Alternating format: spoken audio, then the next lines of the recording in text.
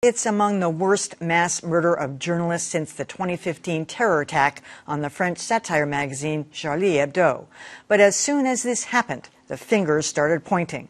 President Trump's repeated attacks against the media, some say, have made the press more vulnerable.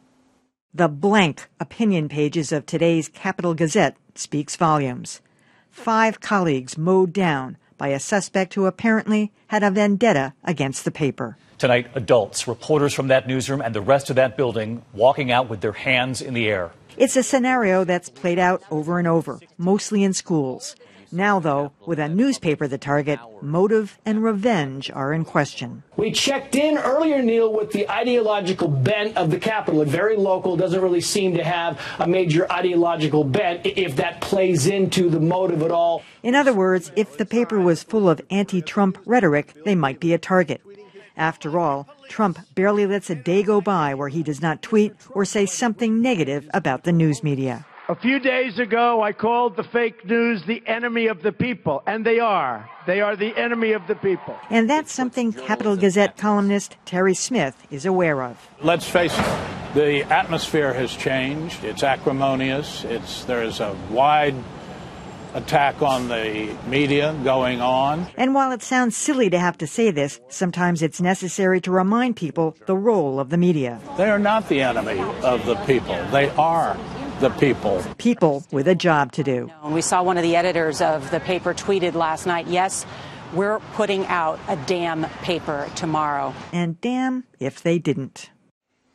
So just to be clear, there is no indication whatsoever that this fellow, the suspect Jared Ramos, had some political ideology that drove him to do this. But there's virtually no question, as Terry Smith, who, by the way, used to work for the NewsHour, says, that there's an atmosphere that kind of condones bad behavior because the president whips people up to a frenzy about, I mean, there was a study out this week by Axios saying, 72% of Americans, just regular old Americans, believe that the news media intentionally prints or makes up false stories.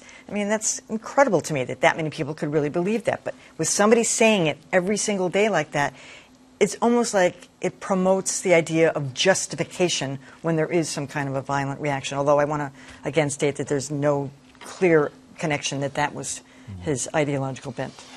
First of all, let me just step back for half a moment and say what a magnificent job the staff of the Capital Gazette did and their colleagues at the Baltimore Sun in covering their own story and putting out some really first-rate coverage. Absolutely. True professionalism. I'm just in awe of them. Okay, on to the matter at hand. I can't even go as far as you're going, Emily, despite the fact that President Trump has engaged in some outrageous rhetoric. We've had a mass shooting crisis in this country for a long time now, going well back before the Trump presidency.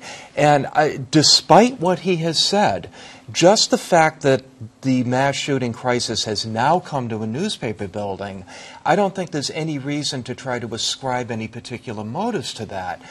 We've had schools, we've had nightclubs, we've had concerts, with no discernible tie to any particular presidential administration.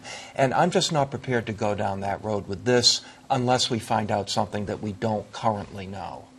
I have to say, I agree with you on that, Dan. I think we have got to be so careful in the media here that when we are reporting something that we're reporting based on what we know as the facts. We certainly don't have any facts that would suggest at this point that that part of the motive, a contributing motive here, was somehow an incentive from President Trump. In fact, there was a reporter from, I believe, the Springfield News who was fired the Springfield Republican for saying in a tweet that the shooter was wearing a "Make America Great Again" Turned out to be not true.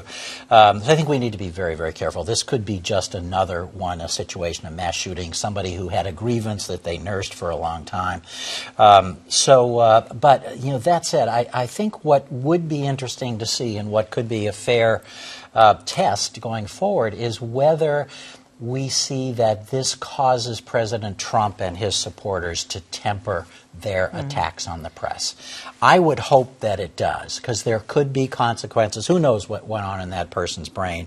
But if President Trump does not scale back that he keeps going with these attacks, we are the enemy, or the media is the enemy, then I think shame on him, and he deserves. By the way, I do want to make clear, this guy apparently did lose a defamation suit against the paper. So I'm just saying, all I'm saying is, I think it's easier to commit an act of violence like this when the president basically says, we're all bad guys, we're anti-American. On a common sense level, that seems reasonable to me, but it's so tricky to know the thought process and then the unconscious process that leads someone to do something like this.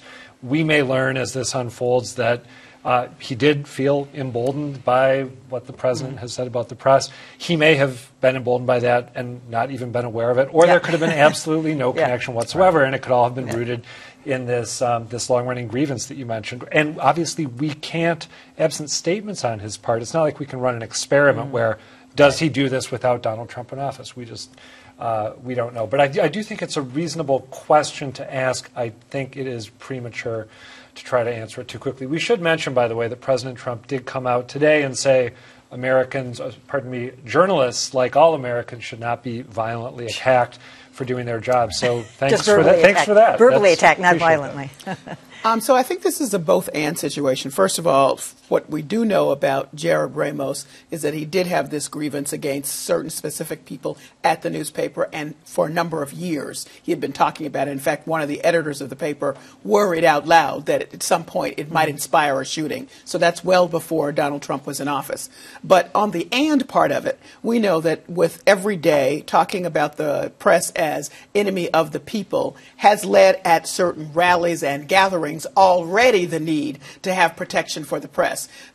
Don't quote me, but go and look, and there are any number of stories from reporters talking about having to have protection. In fact, one female reporter doing the campaign, as you recall, did not even ask for it. The security came to her and escorted her out because the level of dialogue, if we can call it that, or vitriol, I guess is the better word for it, was so intense that the people around President Trump, or then candidate Trump, were taking on the rhetoric to mean something more physical. I agree. So that is that is absolutely true.